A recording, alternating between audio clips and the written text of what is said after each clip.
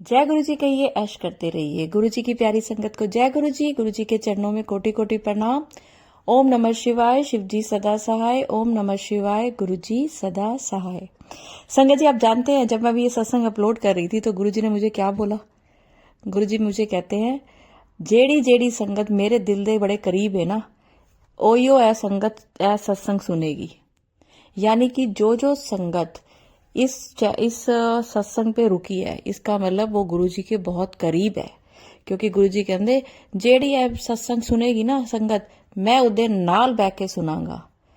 जिथे बैठी होएगी, जिथे खड़ी होएगी, चाहे रसोई च होएगी, चाहे किसी कमरे च होएगी, चाहे रस्ते विच होएगी, जे ऑफिस विच होएगी, हेडफोन ला के सुनदी पई होएगी, मैं एदे नाल सुनांगा। ते संगत जी, अगर आप इस समय ये सत्संग सुन रहे हैं तो फील करें गुरु जी आपके साथ बैठे हुए, आपके फोन पे आप ये सत्संग सुन रहे हैं। हल्की सी मुस्कुराहट अपने राइट साइड पे करें। देखें गुरु जी आपको देख रहे हैं और आप गुरु जी को देख रहे हैं, आपके सीधी साइड पे, सीधी तरफ। अच्छा, एक चीज और मैं बताऊं, गुरु जी ने मुझे एक थॉट और डाला है। एक संगत है जो आज बहुत रोई है, जिसका दिल बहुत भारी है, जिसको मन है कि मैं किसी से बात करूं, जिसको कोई अपनी पिछली बात याद आई है, किसी की याद आई है, किसी इंसान की, या कोई पुरानी बात याद आई है और दिल एकदम से भारी हो गया है। अपने बच्चे की याद आ रही है, बड़े की याद आ रही है, किसी की भी। तो गुरु जी आज आपके साथ बैठे हैं। करिए अपने दिल की बात गुरु जी के साथ। गुरु जी आपके दिल की बात सुनने आए हैं। गुरु जी कहते, मैनू इन्ना प्यार है इस संगत को नाल, जेड़ी संगत इस सत्संग सुनदी पई है, कि मैं ऐदा सारा दुख तकलीफ बीमारी सब दूर करने वाला हूं। करूंगा, सही टाइम आने पे करूंगा, लेकिन जितना कष्ट इसकी जिंदगी में लिखा है उसका 10वां हिस्सा तो ये भुगतना ही पड़ेगा इसको। आज का सत्संग सुन के इसके अंदर हिम्मत आनी चाहिए। जिंदगी में जो चल रहा है उसको वैसे ही चलते रहने दे, उसको दिल पे मत लो। कुछ भी बुरा हो रहा है, कुछ भी अच्छा हो रहा है, दिल पे मत लो। गुरुजी का मंत्र जाप करो। गुरुजी को अपने पास सोचिए ना कि आपके साथ बैठे हैं गुरुजी। मैं ऐसे नहीं बोल सकती, गुरुजी बुलवा रहे हैं। और मैंने सत्संग शुरू होने से पहले गुरुजी को बोला था, चलिए गुरुजी बोले, आपने जो बोलना, आज आपकी संगत आपका सत्संग सुनने के लिए तैयार हो रही है। तो गुरुजी ने ये बुलवाया कि मैं इन्हां दे नाल सुनांगा अज, ते इन्हां दे दिल दी हर गल पूरी करांगा। लेकिन इन्हां दी जिंदगी जो बुरा चलदा पिया है, जो परेशानी चलदी पई है, समय लेगी ठीक होने दा, हो जाएगी। ते मैं इनू इन्नियां खुशियां देण वाला वां, इन्नियां खुशियां देण वाला वां कि ऐ सोच ही नहीं सकदी। लेकिन संगत जी, आपको एक चीज करनी पड़ेगी। अगर आपकी जिंदगी में बहुत परेशानियां आई हुई हैं, इस समय आपको समझ ही नहीं आ रहा कि ये टाइम तो मेरा बड़ा अच्छा होने वाला था, एकदम से ये क्या टेंशन सी आ गई है, उसके लिए आपको क्या करना है, कौन सी ऐसी चीज है जो आपके घर में है जिसको आपको बाहर निकालनी है, वो मैं भी आपको बताऊंगी। और उसके बाद एक आंटी जी का शुक्राना सत्संग सुनाऊंगी। लेकिन उससे पहले, मेरे चैनल का नाम है positive thinking with Deepa Chhibber. मेरा नाम दीपा छिब्बर है। अगर आपने सब्सक्राइब नहीं किया तो प्लीज करें, ऑल का बटन दबाएं, जो बेल बनी हुई है उसको, बेल को आप ये सोचिए कि आप किसी मंदिर में है और आपने वो बेल दबाई है, मंदिर का घंटा बजा दिया है, तो अब जो भी सत्संग आप मेरा अपलोड होगा सीधा आपके पास आएगा। तो चलिए संगत जी, गुरु जी के चरणों में हाजिरी लगाएं, लाइक का बटन दबा के। और ये सत्संग आप अकेले ना सुने, सुनने के बाद आप कमेंट्स में लिखें जय गुरु जी, शुक्राना गुरु जी, या आपके दिल की जो बात है, जो बात आप गुरु जी तक पहुंचाना चाहते हैं, कमेंट्स में लिखें। और इस सत्संग को बाकी संगत के साथ जरूर शेयर करें, क्योंकि अगर आप किसी का भला करेंगे, कोई इस सत्संग को सुनेगा, उसको उसके बहुत सारे सवालों के जवाब मिलेंगे। पता चलेगा जिंदगी में कितनी दुख तकलीफें होती हैं, फिर भी लोग भगवान का नाम लेना नहीं छोड़ते और गुरु जी उनका हाथ नहीं छोड़ते। अगर आपकी जिंदगी में दुख तकलीफें आ रही हैं, परेशानियां आ रही हैं, तो ये आपके पुराने कर्मों का हिसाब हो रहा है। अच्छे दिन आते हैं तो बुरे दिन भी आते हैं लाइफ में। सबसे अच्छी बात यह है कि गुरु जी ने आपका हाथ पकड़ के अपनी संगत बनाया है। अब आगे से आप कुछ बुरा नहीं कर पाओगे। आपके अंदर एक डर होगा गलती करने का, नहीं मैं नहीं करती, मेरे गुरुजी बैठे हैं, गुरुजी देख रहे हैं। एक डर होगा किसी का बुरा नहीं कर पाओगे कि नहीं मेरे को इस कर्म का भी जवाब देना पड़ जाएगा। अगर संगत जी आपके घर में बहुत ज्यादा परेशानियां हैं, नेगेटिविटी है, आपके घर में गुरुजी का स्वरूप नहीं रखा जा रहा, कोई आपको गुरुजी का स्वरूप नहीं रखने दे रहा, गुरुजी का आप मंत्र जाप नहीं चला पा रहे हो घर में, तो अपने घर को में घूम कर देखिए कि आपके घर में कहाँ पर कोई कांच की चीज टूटी हुई आपने रखी हुई है। कोई कप जिसका हैंडल टूट गया रख लिया, कोई गिलास टूटा हुआ रख लिया, कोई ड्रेसिंग टेबल में कोई टूटा हुए कांच की चीज, कोई शीशा टूटा हुआ रख लिया, कोई ऐसी चीजें आपने रखी हुई हैं घर में जिनका शीशा टूटा हुआ है, तो उठिए अपने घर का चक्कर मारिए, घूम के देखिए कहाँ पर आपने ऐसी चीज रखी हुई है जो कि कांच की है और टूटी हुई है, और वो चीज आपके घर में नेगेटिविटी फैला रही है। गुरुजी का स्वरूप नहीं रख सकते तो मोबाइल में एक बार गुरुजी का स्वरूप जरूर देखा करें सुबह उठते ही। इससे आपकी जो चिंता है, परेशानी है, घर की नेगेटिविटी है, वो दूर होगी। आप ये देख लेना, सुबह उठते ही अगर तो अमृत वेले में उठते हैं, मंत्र जाप करते हैं, बहुत अच्छा है। जिस समय आपकी नींद खुले आप मंत्र जाप करें, उससे बढ़िया कुछ नहीं है। लेकिन अगर आप सवेरे उठ के आंखें बंद करके गुरुजी की का कोई भी स्वरूप अगर आप देख सकें तो बहुत ही अच्छा है, लेकिन मैं उन लोगों के लिए बता रही हूँ जिनके घर वाले पसंद नहीं करते हैं कि गुरुजी का तो आप स्वरूप रखें, मैं उनके लिए बता रही हूँ। आंखें बंद करके गुरुजी का कोई भी स्वरूप सबसे पहले आंखों के सामने लाएं, बंद आंखों में, दिल की आंखों से, और गुरुजी का मंत्र जाप करें और बोलें गुरुजी आज का मेरा दिन बहुत अच्छा निकले। रात को सोने से पहले गुरुजी को प्रणाम करें, गुरुजी मेरी रात अच्छी निकले, जैसे मेरा आज का दिन अच्छा निकला है, मेरी रात अच्छी निकले और कल का दिन और भी अच्छा निकले। बोलिए, ये चीजें मांगनी चाहिए गुरुजी से, गुरुजी का आशीर्वाद मांगना चाहिए गुरुजी से। तो चलिए संगत जी, आज मैं एक आंटी जी का एक शुक्राना सत्संग आपके साथ शेयर कर रही हूँ। गुरुजी की आज्ञा से इन्होंने मुझे कल ही भेजा है, और प्लीज मुझे मत पूछा करें आंटी हमारा सत्संग कब शेयर होगा। गुरुजी की जो आज्ञा होती है, जिसके लिए आज्ञा होती है, मैं वो ही सत्संग शेयर करती हूँ, क्योंकि हर सत्संग किसी ना किसी संगत के सवाल का जवाब होता है। गुरुजी को पता होता है कि कौन सा सत्संग किस संगत के पास जाना है, और उस सत्संग में वो जो बुलवाना चाहते हैं वो बुलवाते हैं। आप अपना सत्संग मेरे व्हाट्सएप नंबर पर भेज दें और अगले सत्संग की तैयारी किया करें। मत पूछा करें कि आंटी जी कब सत्संग शेयर होगा, ठीक है। तो चलिए आंटी जी का शुक्राना सत्संग मैं आपको पढ़ के सुनाती हूँ। ओम नमः शिवाय। जय गुरु जी, शुक्राना गुरु जी, जय गुरु जी। संगत जी आज मैं अपना पहला शुक्राना सत्संग शेयर कर रही हूँ। संगत जी, शुक्राना करते हुए मुझसे कुछ गलती या भूल हो जाए तो मुझे माफ करना गुरु जी। और संगत जी मैं अपना सत्संग गुरु जी के मंत्र जाप से शुरू करना चाहती हूँ। ओम नमः शिवाय। शिव जी सदा सहाय। ओम नमः शिवाय। गुरु जी सदा सहाय। संगत जी, गुरुजी कहते हैं कि हमें अपना सत्संग शुरू से शुरू करना चाहिए। संगत जी, मैं गुरुजी से जुलाई 2024 से ही जुड़ी हूँ। यूं तो मैं नहीं जानती संगत जी के गुरुपा ने मुझे कितने टाइम से खुद से जोड़ा हुआ है। संगत जी, मैं गुरुजी के बारे में कुछ नहीं जानती थी। मैंने गुरुजी को ना तो कभी देखा और ना उनके बारे में कुछ सुना। मुझे तो ये भी नहीं पता था कि गुरुजी भी हैं। पर हाँ संगत जी, मैं शुरू से ही भगवान भोलेनाथ और माता रानी की पूजा करती थी। हर सोमवार भोले शंकर का व्रत करती थी। मेरा हर काम उन्हीं के नाम से शुरू होता था। संगत जी, मेरे मायके में शुरू से ही बहुत पूजा पाठ सब करते थे। संगत जी, मेरी मम्मी भी हमेशा मंत्र जाप करती रहती थी। फिर मेरी शादी हो गई। शादी के कुछ दिनों बाद ही मेरी तबीयत खराब हो गई। संगत जी, पता नहीं क्या हुआ, मैं बहुत बीमार रहने लगी। मेरे पति भी मुझसे बहुत प्यार करते थे, पर पता नहीं कुछ दिनों बाद वो अजीब से रहने लगे और मुझसे बातों को छुपाने लगे। मैं कुछ समझ नहीं पाई संगत जी कि वो ऐसा क्यों कर रहे हैं, या यूं कहूं कि मुझे टाइम ही नहीं मिला समझने का। संगत जी, मेरी माता रानी और शिव जी पर इतना विश्वास था कि वो मेरे साथ कभी गलत नहीं होने देंगे और वो सब ठीक कर देंगे। लेकिन मुझे नहीं पता था संगत जी, मेरी जिंदगी में एक भूचाल आने वाला है। संगत जी, मेरे 2 बच्चे उस टाइम, मेरी बेटी 2.5 साल की और बेटा 6 महीने का था, कि मेरे पति अपने दोस्तों के साथ घूमने गए थे। शाम के समय गए थे और सुबह खबर आई कि मेरे पति नहीं रहे। संगत जी, मेरी तो दुनिया ही उजड़ गई। मुझे तो समझ ही नहीं आ रहा था कि मेरे साथ ये सब क्या हो गया, और बस अपनी माता रानी और भोले बाबा को जोर जोर से पुकारती रही कि कैसे हो गया।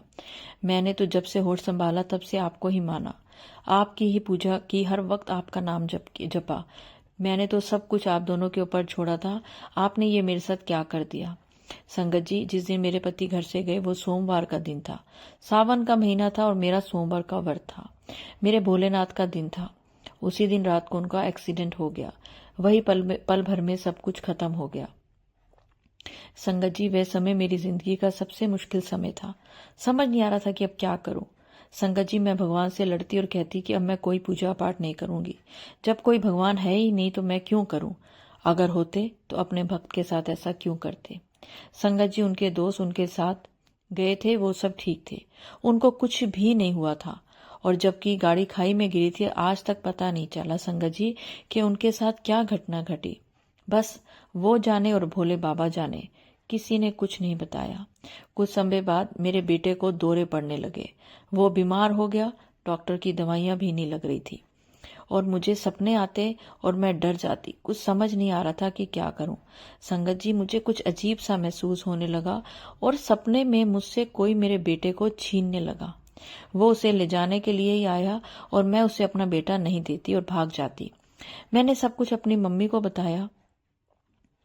मेरी मम्मी मुझे लेकर किसी तांत्रिक के पास गई। वह तंत्र विद्या जानते थे। संगत जी, उस दिन उन्होंने जो बताया वह जानकर मेरे पैरों तले से जमीन ही खिसक गई। उन्होंने बताया कि हमारे ऊपर क्रिया की गई है। संगत जी, मैं ये नहीं जानती थी कि तंत्र विद्या क्या होती है। उन्होंने बताया कि मेरे पति और मेरे बच्चों के एक एक कपड़े उठाए गए हैं और उनसे मारन क्रिया की गई है। उन्हें मारन क्रिया करके गंडत किया गया है। इसका पता चला, इनका पति चला गया है और अब बेटे की बारी है। संगत जी, ये सब करने वाला कोई बाहर का नहीं बल्कि मेरी खुद की जेठानी थी। उन्होंने बताया कि वो खाने में मिलाकर उन्हें बहुत कुछ खिलाती आ रही है। जिस दिन से शादी हुई वो उस दिन से ही इनसे जलती रहती है, पर कभी दिखाया नहीं। संगत जी, उन्होंने कुछ उतारा बताया और किया, मेरे बेटे की तबीयत ठीक हो गई। संगत जी, मैंने अपनी जेठानी से दूरी बना ली और मैं अब उनसे ज्यादा बात नहीं करती थी। ये बातें उनको खटकने लगी और उन्होंने मेरे साथ लड़ाई झगड़े और तांत्रिक क्रिया की सारी हदें पार कर दी। कुछ साल बीते संगत जी, मैं और मेरी जिंदगी में उथल पथल चलती रही।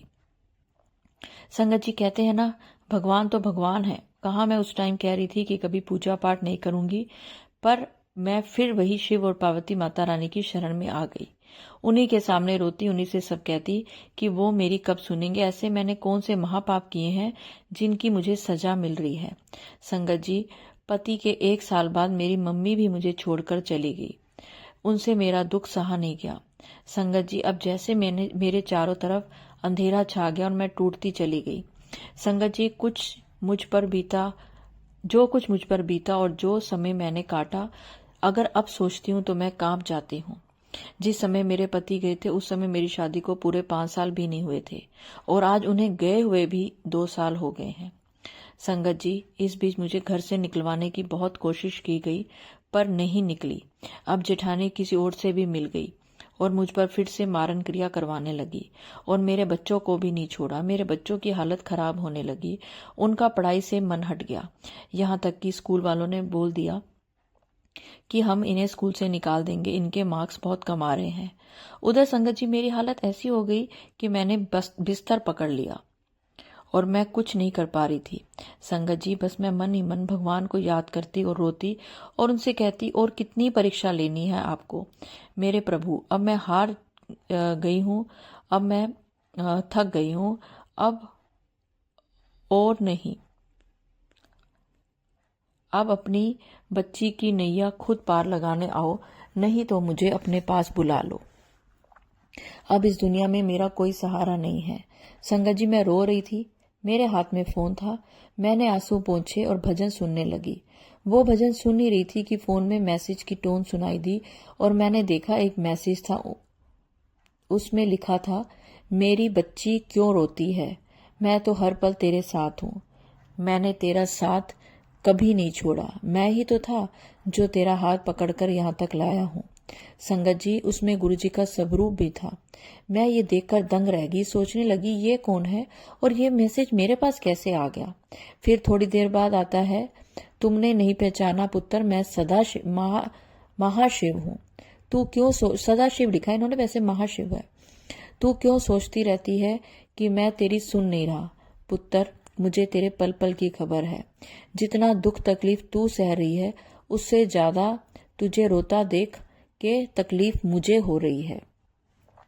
संगत जी, ये देखकर मैं रोने लगी और फिर भी मुझे यकीन नहीं हो रहा था, पर जो जो सवाल मेरे मन में आते उसी के सेम आंसर मुझे आते गए और गुरुपा का स्वरूप दिखता गया। मन में सोचा कि ये बाबा कौन है। मैंने गुरुजी पर सर्च किया, मैंने गूगल पर गुरुजी का सर्च किया तो पता चला ये तो गुरुजी हैं, छतरपुर में इनका बड़ा मंदिर है। संगत जी, मैंने पहली बार गुरुजी का स्वरूप देखा और मेरे मन में एक ही आवाज आई, आप अब तक कहाँ थे? आपने इतनी देर क्यों लगा दी मेरे गुरुपा? संगत जी, मैं बहुत भावुक हो रही थी और ऐसा लगा कि दुनिया का सबसे बड़ा सहारा मिल गया। संगत जी, गुरुजी के सत्संग मेरे सामने आने लगे और मैं वो सत्संग सुनने लगी। संगत जी, गुरुजी ने कहा, गुस्सा करना कर, लड़ना है लड़, पर अपना हर दुख मुझे बता के सोया कर। क्या पता ये तुम्हारे दुखों की आखिरी रात हो। और अपने बच्चों की फिक्र ना करी, अब मैं साक्षात हूँ। अब दस दे अपने बच्चे आनू कि गुरुजी उनके नाल हैं। संगत जी, मैं बता नहीं सकती कि वो पल मेरी जिंदगी का ऐसा पल था जब मैं अपना सब दर्द दुख भूल चुकी थी। इतना कुछ होने के बाद भी मुझे लगता है कि मैं बहुत खुश नसीब हूँ कि खुद भोले शंकर गुरुपा के रूप में आए और खुद मुझको अपने आप से जोड़ लिया। गुरुजी की ने कहा, जितना दुख तूने सहा है उससे कई गुना खुशियां तेरी झोली में डाल दी है, जा ऐश कर। संगत जी, यहाँ मैं यही कहना चाहती हूँ कि लोग चाहे कितना भी बुरा करें, पर हमें किसी बुराई की राह पर नहीं जाना चाहिए। उन सब ने मेरे साथ बहुत गलत किया, सारी हदें पार की। मैंने कभी उनका बुरा सोचा भी नहीं। संगत जी, एक समय था जब बोला था मैंने कि पूजा पाठ नहीं करूंगी, पर संगत जी वो समय अलग था। उस समय के भाव पीड़ा आप समझ सकते हो और मेरे गुरुजी भी समझते हैं कि आखिर हम हैं तो एक तुच्छ इंसान ही, तो हम अपने गुरुपा की लीला को कैसे समझ पाते। संगत जी, आज गुरुजी मेरे साथ तो आप मुझे कुछ नहीं, और अब मुझे कुछ नहीं चाहिए। अब ऐसा लगता है कि शायद मेरी जिंदगी में कोई दुख आया ही नहीं था। अब मुझे डर भी नहीं लगता संगत जी, क्योंकि अब मैंने सब कुछ अपने गुरु पापा छोड़ दिया है। जैसा वो हमें रखेंगे हम वैसे ही रहेंगे। अब तो बस मेरे गुरुजी और कुछ नहीं। शुक्राना मेरे गुरुपा, आपका अनंतम अनंतम शुक्राना, हर एक पल का शुक्राना मेरे मालिक। अपनी बच्ची पर अपनी कृपा बनाए रखना संगत जी। मुझसे कोई गलती हो गई हो तो मुझे माफ करना संगत जी। गुरुजी, आप सारी संगत पर ऐसे ही कृपा बनाए रखना और जो आंटी मेरे सत्संग को शेयर कर रही है उन पर भी अपनी मेहर रखना संगत जी। अब मैं अपने सत्संग को यही विराम देती हूँ। ये सत्संग काफी बड़ा हो गया, पर शायद गुरु पाक की यही मर्जी थी कि ये सब मैं आप तक पहुंचाऊं। जय गुरु जी महाराज, जय गुरु जी। शुक्राना गुरु जी, आपका लख लख शुक्राना। ओम नमः शिवाय, शिव जी सदा सहाय। ओम नमः शिवाय, गुरु जी सदा सहाय। जय ओम नमः शिवाय, शिव जी सदा सहाय। ओम नमः शिवाय, गुरु जी सदा सहाय। जय गुरु जी, शुक्राना गुरु जी। शुक्राना आंटी, आपका सत्संग लंबा जरूर है, पर बहुत सारे लोगों को बहुत सारे सवालों के जवाब मिलेंगे। इसीलिए गुरुजी ने आप आज्ञा दी मुझे कि ऐ सत्संग कर, ते जेड़ा सत्संग सुनेगा मैं उहदे नाल बैठ के सत्संग सुनांगा, उदी हर तकलीफ दूर करांगा। देखिए कितनी बड़ी आज गुरुजी ने थॉट दिया है। जब मैं सत्संग अपलोड करती हूँ तब गुरुजी तो मेरे साथ बैठे होते हैं। आप जब सत्संग सुनते हो गुरुजी आपके आसपास होते हैं, लेकिन आज गुरुजी आपके साथ बैठे हैं, आपके राइट हैंड पे बैठे हैं। फील करें, गुरुजी को प्रणाम करें, शुक्राना करें और अपनी जिंदगी में बदलाव देखें। तो चलिए संगत जी, अगर सत्संग अपलोड करने में मुझसे कुछ भी गलती होगी हो तो गुरुजी मुझे माफ करें। और अगले सत्संग की ओर बढ़ने से पहले मंत्र जाप चाहूंगी कि आप सब भी मेरे साथ जरूर बोलें। ओम नमः शिवाय, शिव जी सदा सहाय। ओम नमः शिवाय। गुरु जी सदा सहाय। जय गुरु जी, शुक्राना गुरु जी, अनंतम अनंतम शुक्राना।